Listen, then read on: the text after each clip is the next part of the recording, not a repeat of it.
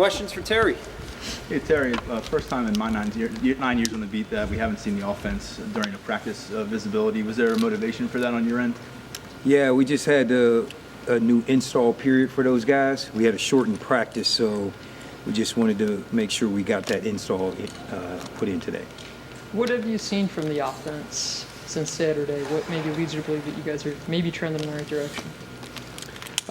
Like I said, we just had a new install period. I thought we ran the ball really well on Saturday, so we want to fine-tune that. We want to get Nick Singleton going.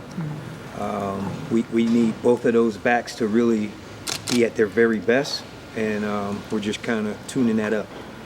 Terry, we saw increased reps for Kobe Howard as you done work on Saturday. Is that something that's going to continue to increase moving forward? Yes. And what have you seen from those two that gives you reason to put them on the field?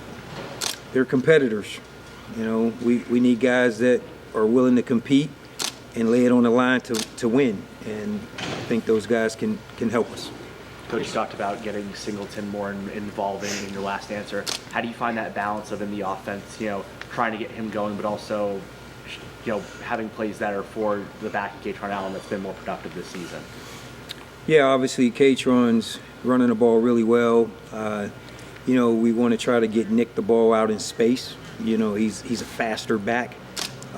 He has the home run capability, hitting capability. So just trying to be strategic in getting the ball to him in space, and that's going to be a focal point for us. Terry, how much time are you spending on recruiting this week, and what is your message to recruits? Because I'm sure kids are a little confused about what's going on.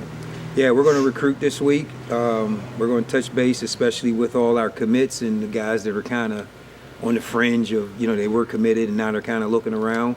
We're going to touch base with all those guys, and our message is, Penn State's had 3 coaches in, 60 years or whatever. We're going to hire a great coach, and this place is still Penn State. Hey Terry, how's Jackson? He took a big hit on Saturday against Iowa, went into the locker room. Can you give us an update on what his status might be going forward? Yeah, we got this bye week, so we're going to take that time to see where he is, but there's no update right now. Terry, kind of going off of that, in the event that maybe he or Bronkemeyer isn't available, is there maybe an option for an emergency quarterback to step in? Yeah, so we have Beckham Kritza is coming off the IR list, and he'll be listed as one of the quarterbacks on the roster. Terry, when you look at this bye week and then also the next 2 games coming up, what is the message in the locker room right now? And can you comment on the emotional state? Because I know going into Iowa, it was still pretty volatile. Yeah, so the message right now is stay together. We went and fought, and I told you guys last week we'll get those guys to play hard. They played extremely hard. They left it up there. Now the key is finish. There's plays on the offense, the defense, the special teams where we're just leaving game-changing plays out there. We've got to close, and the defense has to get off the field when the offense scores and puts us up, and the offense has to score touchdowns instead of field goals late in the game, and we can't have bobble, mishandle, punt return, kick return. So we got to get all that cleaned up, and those are all the little things that are keeping us from victory. Terry, to piggyback on Kobe and Tyce here seeing a little more time, do you maybe get a sense to this point why those 3 transfers maybe haven't been as productive as hoped so far this year? Not really sure why. That's a good question.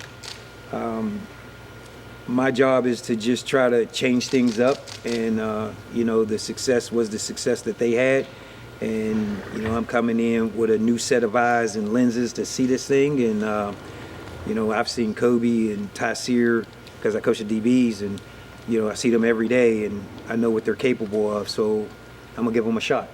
Hey, Terry, what's it been like for you being the boss?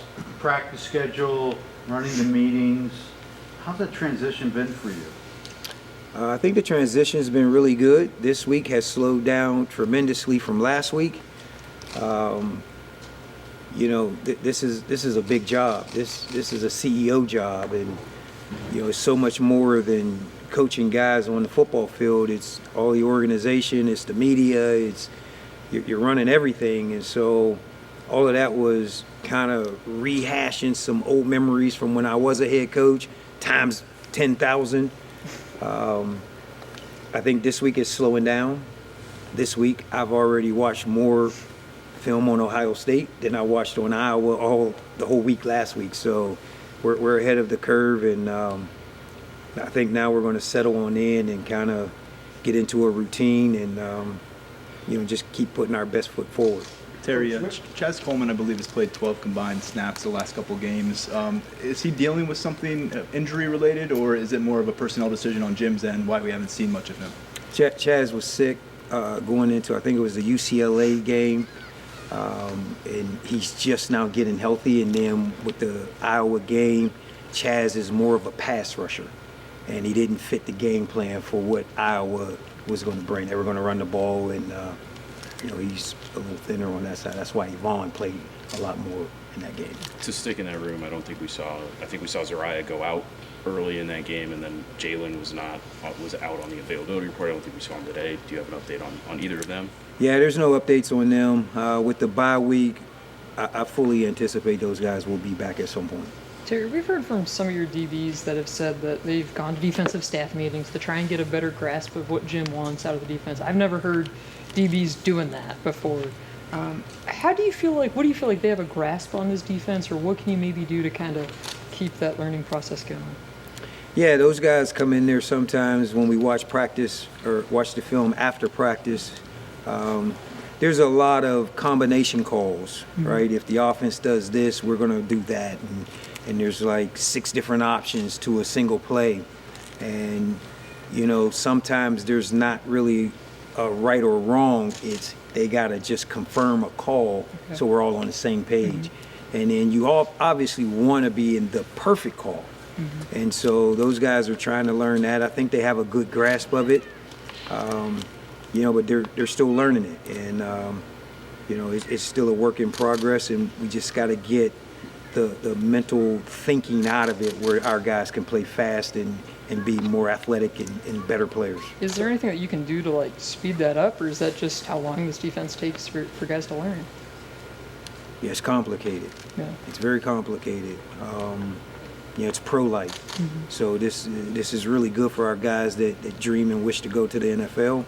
This is what they're going to get, and they got to understand you have to apply yourself, right? Where football may have been so easy where, I can grab that, I can grasp that, I can grasp that.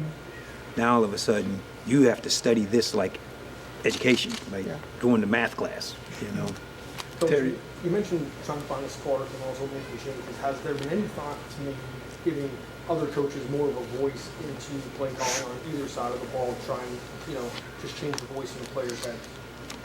The play callers are the play callers. We do have opinions from everyone else. That's kind of been one of my roles here this last week. Just getting ideas of, how everyone thinks of the offense and what we think we should be doing, and how everyone thinks of the defense and what we think we should be doing. There are subtle changes that are have been taking place.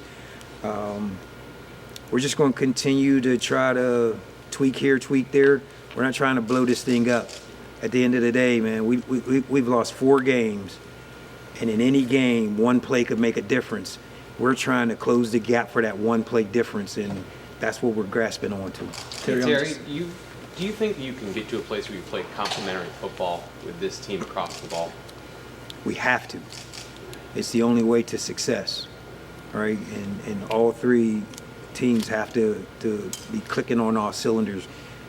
Obviously we go up to Ohio State. They're the best team in the country. They're the most talented team in the country.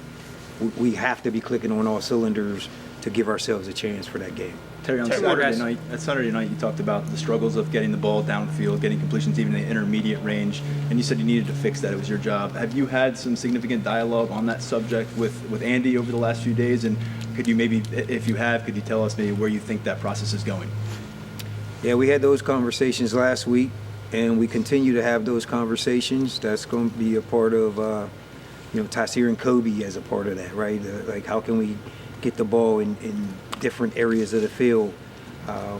We've just got to continue to grow our pass game beyond the intermediate zone, right? So, that's your digs, your curls, your comebacks, and then vertically deep.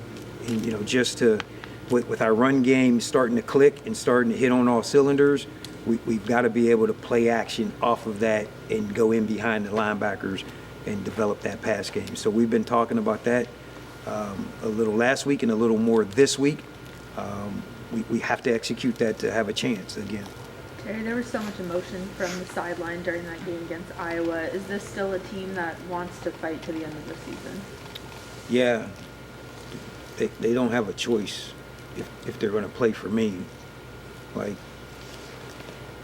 quit isn't in my vocabulary. Like, we all have a job to do, and everyone's got to play to the end. You got to give your soul, and things aren't going our way right now, but the only way to get out the storm is to run through the storm, and we're going to run through the storm until we get out the storm, and we'll come out and the sun will shine on us, and we'll all be better for it. Thank you, Terry. Thanks, Terry. Appreciate it.